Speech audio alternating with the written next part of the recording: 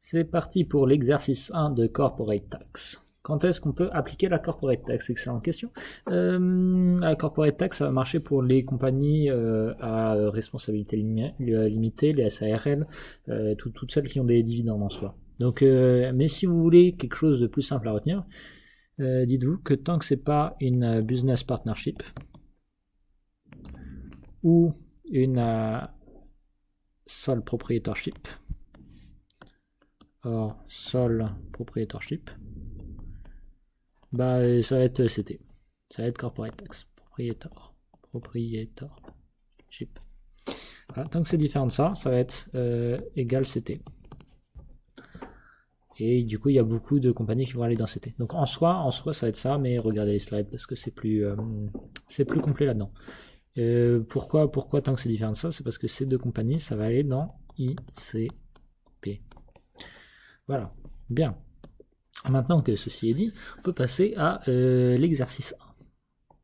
L'exercice 1, ça va être sur les capital gains and losses. Alors, voilà, terminer les gains sur le transfert. Les gains sur le transfert, on va les calculer de la façon suivante. Capital gain / loss is equal to transfer price. Donc ça, c'est le prix de vente. Transfer price minus prix d'achat, acquisition price. Acquisition price. Ça va être notre formule. Bien. Alors ça, c'est vrai only, seulement, quand only when not quand on ne peut pas amortir, when not depreciable.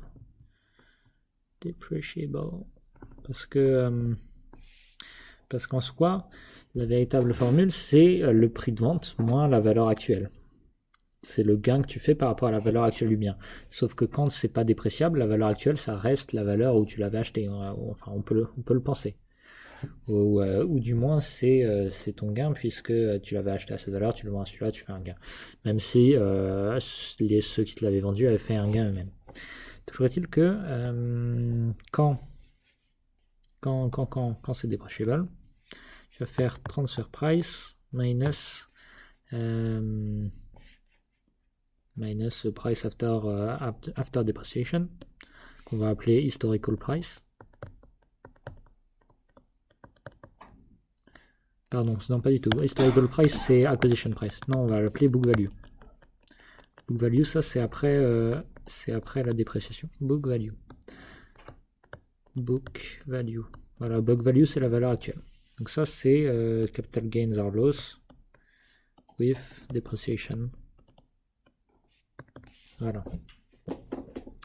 Voilà, donc on peut commencer notre exercice. On voit que notre transfer price est 280, qu'il n'y a pas de dépréciation, et que du coup, on va regarder notre acquisition price. On fait simplement 180 000 moins 150 000, et ça nous donne un gain de 30 000. 30 000, capital gain. Maintenant, il va falloir le classifier. C'est un gain, c'est une plus-value, mais est-ce qu'elle est short term ou long term? Point d'interrogation. C'est une question. Ce qu'il faut savoir, c'est que quasiment tout va être short term, tout sauf les equities. Pour être long terme, faut remplir deux conditions, soit être une equity, et avoir une durée supérieure à 2 ans. 2 years. Voilà. Si tu remplis ces deux conditions, tu vas être long terme.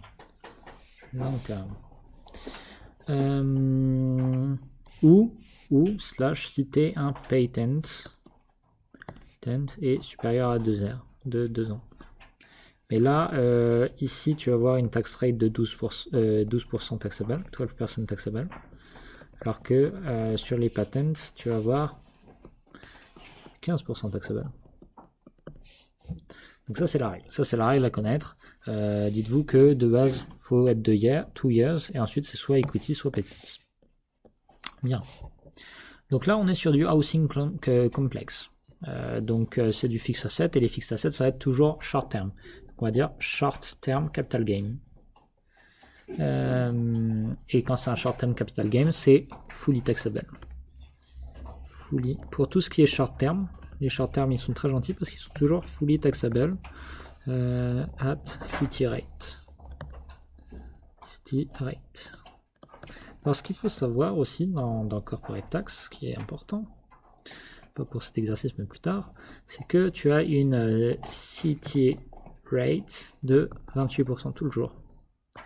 Toujours 28%, sauf quand on utilise la limited corporate tax rate qui est de 15%.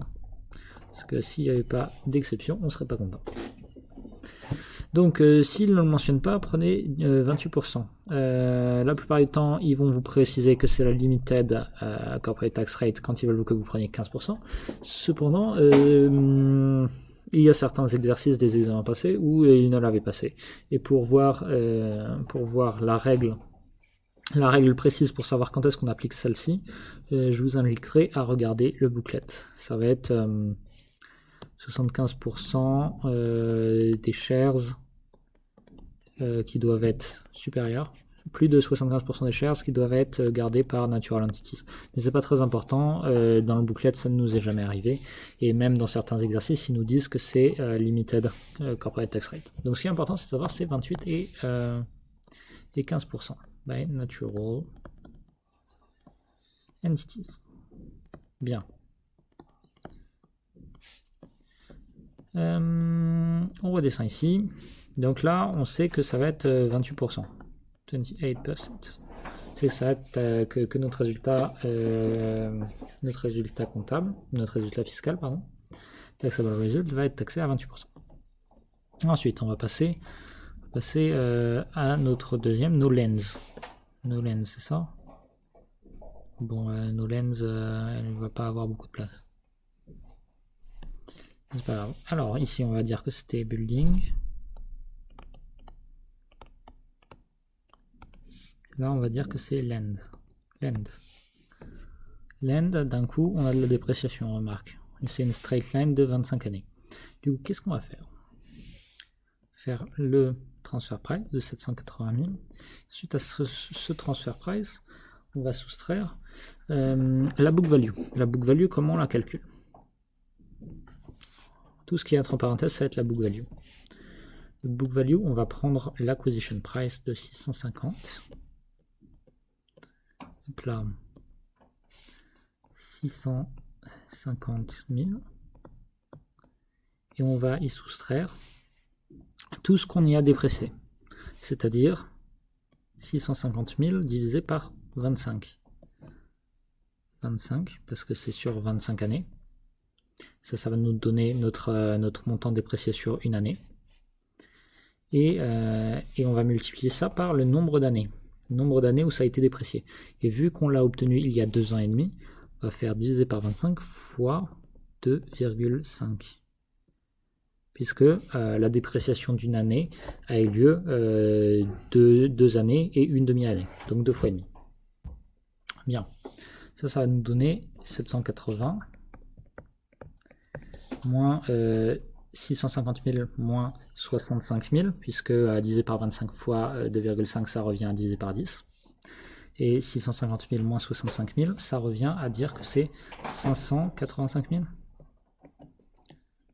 585 000. Oui. 585 000. Ce qui revient à dire que c'est égal à 195 000.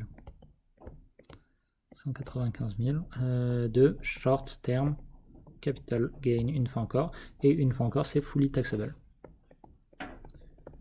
Fully taxable. Ok, ça c'est pour nos lands. Bien, on va faire un peu de place sur l'écran. Hop là. Pour continuer avec nos sale of equipment. Si ça veut bien s'effacer. Alors nos sale of equipment, on va réutiliser le même principe, c'est-à-dire de ce qui est dépréciable. de ce qui est la book value. On va soustraire tout ça et on va utiliser les chiffres suivants. On voit que notre transfer price est de 2000, que notre acquisition est de 10 000 et qu'on a une straight line de 5 années. Et que, attention, ça a été acquis il y a 3 années et 3 mois. Bien.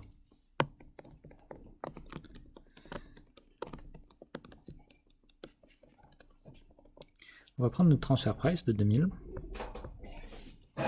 On va y soustraire notre book value, c'est-à-dire 10 000, notre acquisition price, moins 10 000, divisé par 5, c'est-à-dire 2000. Ça, c'est notre dépréciation par année, fois le nombre d'années, c'est-à-dire 3 ans et 3 mois. 3 mois, c'est un quart de 12 mois, c'est un quart de l'année, pardon. 3 sur 12, ça fait un quart, donc on peut dire que c'est 3 ans et un quart d'une année, 3,25. Ça nous donnait donc 2000, moins 10 000 moins 2000 fois 3,5, 10 000 moins 6 500, 6500, moins 6500, entre parenthèses évidemment. Là c'est 65 000. 6500. Ça va donc nous donner 2000 moins 3500. Et là on voit qu'on a un capital loss. Donc on va mettre entre parenthèses 1500. 1500 ça va être notre short term capital loss. Qu'est-ce que ça change la capital loss?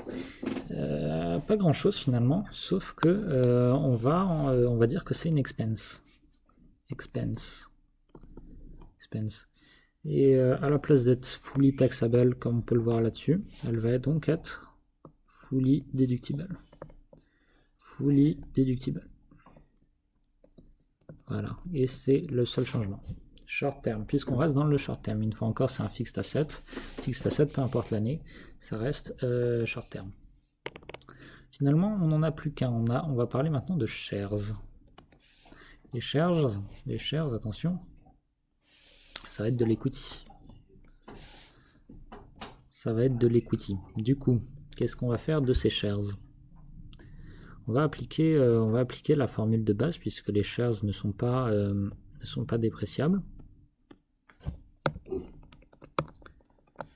On va faire un peu de place. On va se rendre compte que notre transfer price est de 220. Et attention, nous avons deux types de shares.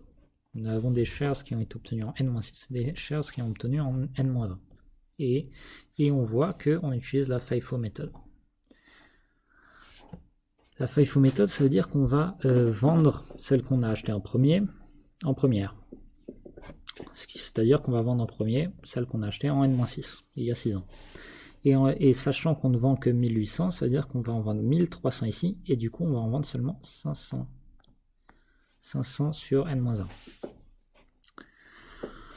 Donc on utilise notre transfer price de 220, et on fait moins le prix d'achat 170, il me semble, non 150. Moins 150. Et ce fois 1300. Puisque nous avons 1300 shares qui ont été achetés en N-6 que nous allons utiliser maintenant. Donc ça va nous donner 70 fois 1300. Ce qui va nous donner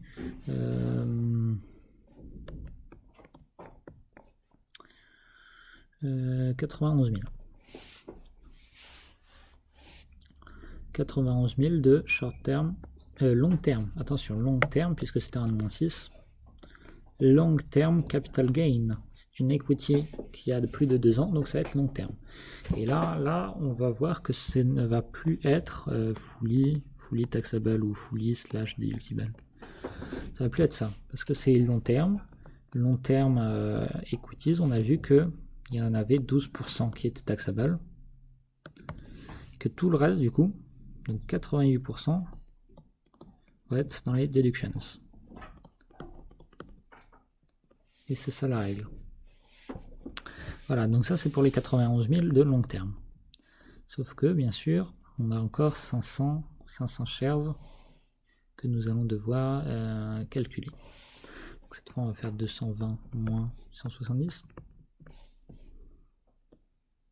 180 pardon. 220 moins 180 fois 500, puisqu'il ne nous reste que 500 shares à vendre sur les 1800 du départ. Ça va nous donner 40 fois 500, ce qui va nous donner 2000 de short term capital gain. Et ça, on sait que c'est fully taxable. Fully taxable. Bien. Est-ce qu'on a maintenant fini l'exercice? Pas encore. Pas encore, puisque on nous demande de calculer les allocations possibles. Et les allocations possibles, qu'est-ce que ça veut dire? Ça veut dire que nous n'avons vendu que 500 sur les 1700 sécurités, sur les 1700 shares que nous avons acheté il y a un an. Donc il n'en reste plus que 1200. Nous avons vu que aujourd'hui nos shares ont une valeur inférieure à la valeur d'achat. Ça veut dire que si on les vendait, il serait possible de faire une loss, une perte de